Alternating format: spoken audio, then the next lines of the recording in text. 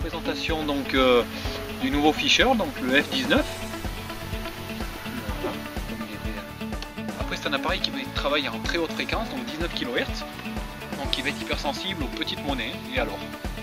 Donc tout à l'heure dans les essais en terre ou au sol on fera donc avec de l'or, petite monnaie d'or ainsi qu'une chaîne. La canne est en 3 parties, donc à monter au départ. Donc le disque là, ce système assez serré. Bien attention de laisser du jeu au niveau de la tête, prenez du débattement, faut pas que ça force au niveau de la tête. Vous avez 3 scratchs, donc là j'en ai mis qu'un pour le moment. Et la connectique, une bonne connectique de qualité, Fischer. Voilà, renforcée en plus sur ce modèle. Qui en plus vous avez une petite protection d'étanchéité pour le branchement de jack. Donc là c'est du gros jack par contre il vous faudra un adaptateur gros 1/8e, 1/4 jack. Vous branchez votre casque classique, sinon vous ne pouvez pas brancher votre casque.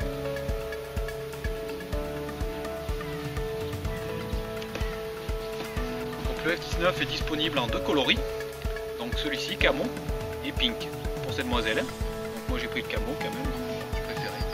C'est assez sympa, ça change. On a même le repose-bras pareil qui est camouflage. Et la tête.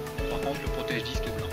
Donc voici la tête qui est fournie avec le détecteur, donc une tête concentrique de 27 cm. Après la pile est fournie. Vous avez votre pile qui est ici, une pile 9 volts. Donc maintenant nous allons voir toute la mise en route du détecteur et son fonctionnement, donc qui reste assez simple. Il y a beaucoup plus de fonctionnalités que le Goldbug. Donc les boutons, on reste sur le potentiomètre, donc 2 potentiomètres, un gain et un threshold, donc, qui va nous servir celui-ci. Donc si on ne le touche pas il reste en discrimination. Si on le met en route, on va passer en tout métaux. Après nous avons un bouton menu et grande balance aussi pour notre effet de sol. Un bouton moins et plus pour notre discret, notre notch, et un bouton pinpoint. Donc voici pour le mettre en route, on tourne légèrement notre potentiomètre. Donc là, il va y avoir l'affichage, on le laisse démarrer, F19, voilà. Là, il est complètement allumé. En même temps, on s'aperçoit que notre curseur est monté le niveau de la pile. Donc là il est à fond, pourtant ça fait ce qui est normal, ça fait quelques jours que je l'utilise. Donc vous allez mettre votre gain à midi, donc ça monte de 1 par 1 jusqu'à 100 pour être à fond. Voilà, 50. Si on veut passer en mode tout métaux, on le tourne légèrement jusqu'à 4, 5. Et là, et on va venir enfoncer le bouton menu grande balance pour régler nos effets de sol manuellement. Voilà.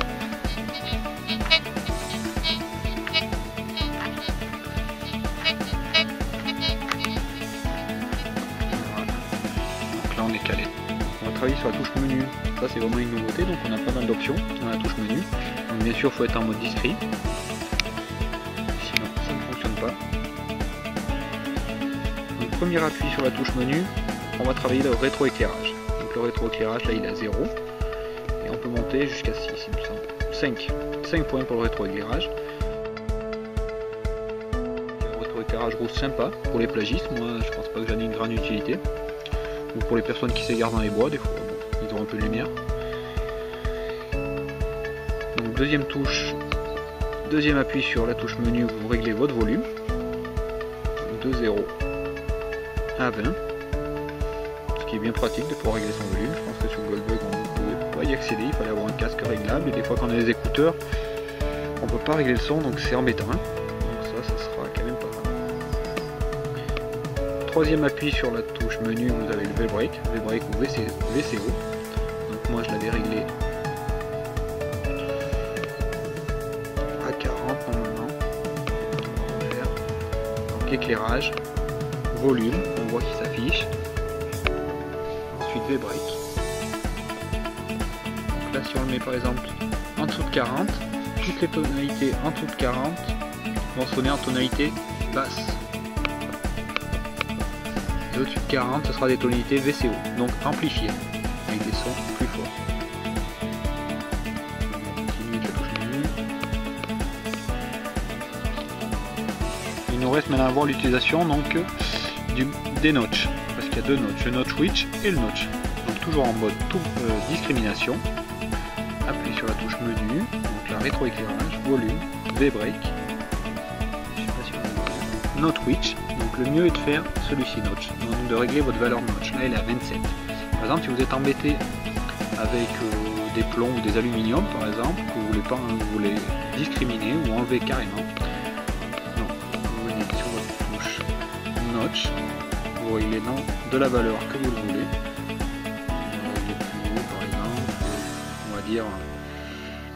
On va régler à 56. Voilà, là vous avez votre valeur du notch. Après vous revenez sur votre valeur notch switch et là vous avez la valeur. Si vous voulez enlever juste 2 points par exemple, voilà, 2 points, c'est tout. Si vous voulez enlever carrément, notcher carrément 10 points, vous pouvez le faire, mais vous allez quand même supprimer beaucoup de cibles. Donc moi c'est une fonction que j'utilise pas. À part si vous êtes infesté, comme je vous dis, de plomb ou d'aluminium que vous voulez vraiment, ou en bord de plage de tirettes. On revient. Notch switch, donc vous avez la valeur de votre notch. Vous élargissez en fait vraiment la fenêtre.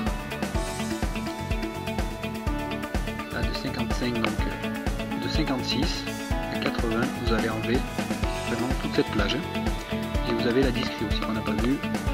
C'est le dernier appui, discrete, là elle est à 0. Donc là on va la monter par exemple à 20. Et là de 0 à 20 vous n'aurez aucun son sur ces féroles. Plus une fenêtre de notch de 56 à 78. Donc le notch à utiliser vraiment avec bon escient. Donc voilà les monnaies sur lesquelles on va travailler. Donc pour voir les sons avec les différents réglages qu'on aura fait. Donc d'abord une 20 francs type Dupuis, une 2 francs donc argent, nos anciens francs mais là vraiment en argent, c'est 1916, 10 centimes d'impôt, une étui de balles, là une petite juste le cul d'une cartouche, mais c'était des vieilles cartouches donc à broche. Après on a un double tournois qui est vraiment très usé, il doit faire à peine, je l'ai pesé 2 grammes. 5 centimes de nos anciens francs, pareil, à peine 2 grammes. Une pièce en or étrangère. Et la chaînette, une chaînette donc toute fine, vous voyez bien, pour voir sa réaction.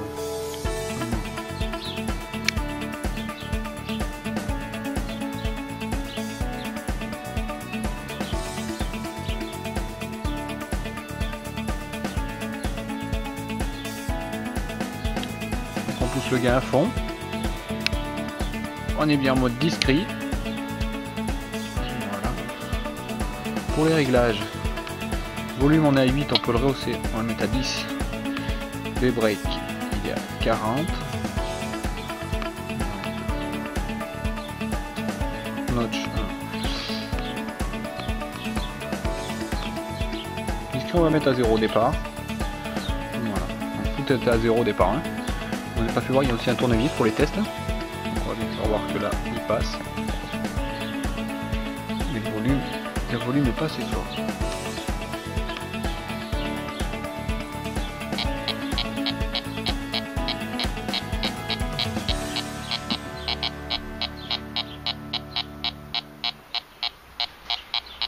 Les ferreux c'est vraiment faible les sons. Hein. Je vous fais avoir à comparer une monnaie, ça n'a rien à voir. Hein. Donc là on est bien à 70, 69. Donc sur la 20 francs. Hein. Et fixe. Il n'y a pas de problème. Hein. Tonalité VCO haute. Autour de la 2 francs donc. Hein.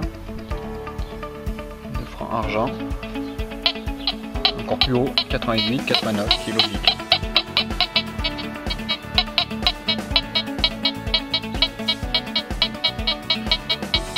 Donc on le voit à la force du signal qui baisse, plus on éloigne. Là. Voilà, force de signal très haute, on est collé quoi. On a les centimes Napoléon. Un son vraiment bien franc.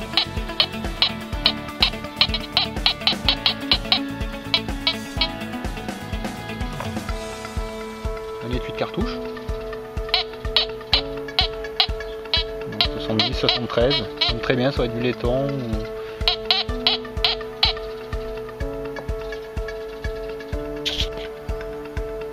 Après nous avons le cul de cartouche à broche. Donc ça, il y a des endroits où on peut en être infecté quoi. Vraiment. Ou des cartouches, voilà, cartouches de chasse ou.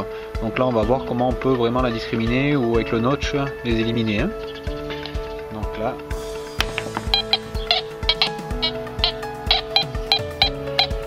Donc on a une idée de 57, 58.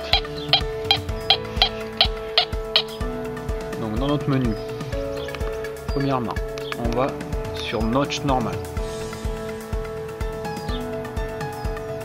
Dans ce cas là 56.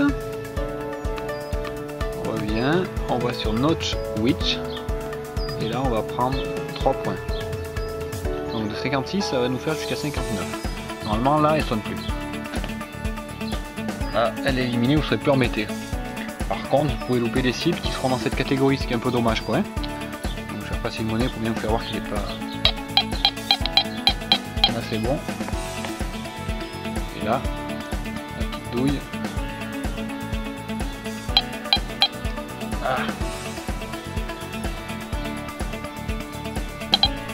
Il l'a pris un petit moment, elle passe au-dessus, elle passe à 59. C'est pour ça, nous on a discriminé de 56 à 58. Hein. Mais on la prend plus. Après on va faire le réglage de la discri, parce que là pour l'instant elle n'est pas réglée. Je vais vous monter le volume parce que les ferrues sont vraiment très faibles hein, en VCO comme ça, ou alors baisser le VCO.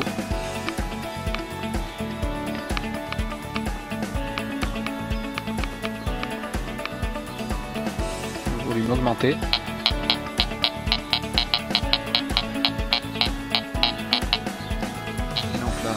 Notre réglage de discri qui est à 0.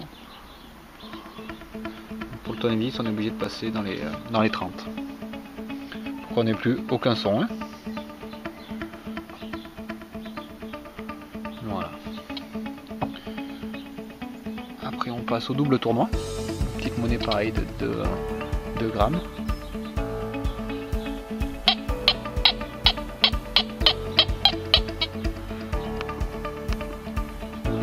Un petit peu quand même. 10. Voilà, pas très bien. 80, 82.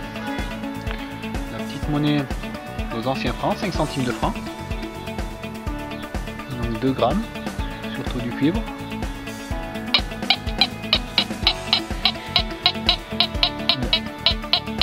Il apprend très bien même de loin hein, pour une petite monnaie de 2 grammes. Donc ce détecteur vraiment va être spécifique pour les petits modules. Hein. Ça sert à rien, c'est pas, on va pas chercher la puissance, mais sur des petits modules je pense qu'il sera quand même très bien.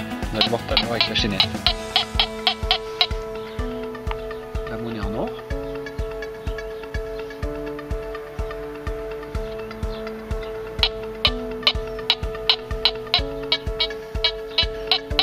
Donc là il est prêt en tonalité VCO, hein, haute. Si on veut les prendre en tonalité basse, on fait un réglage de V-break plus haut. Hein.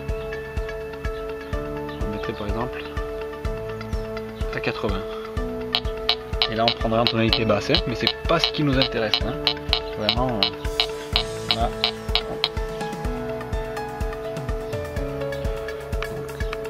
notre V-break, on le baisse comme il était. 37 ou 38, c'est. Maintenant vous allez voir pour la chaînette, hein, avec une discrète quand même à 30.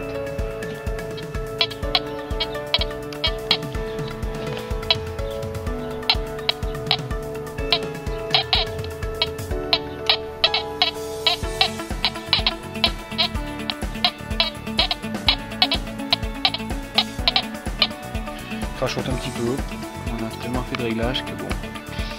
Le volume à 10, V-break, on peut le baisser, le notch à 0, notre notch aussi. Discret la mettre quand même plus bas, hein. Si je travaille pas à 20 ça serait très bien.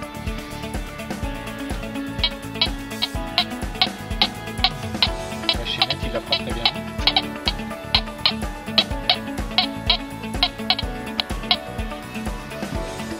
40-44, hein, sachant que c'est une chaînette qui est vraiment toute fine, hein. Je sais pas si vous voyez vraiment là, c'est vraiment très fin, hein. Voilà. Donc c'est fini pour le test, donc c'est fini pour le test, donc c'est fini pour le test, donc c'est fini pour le test, donc c'est fini pour le test, donc c'est fini.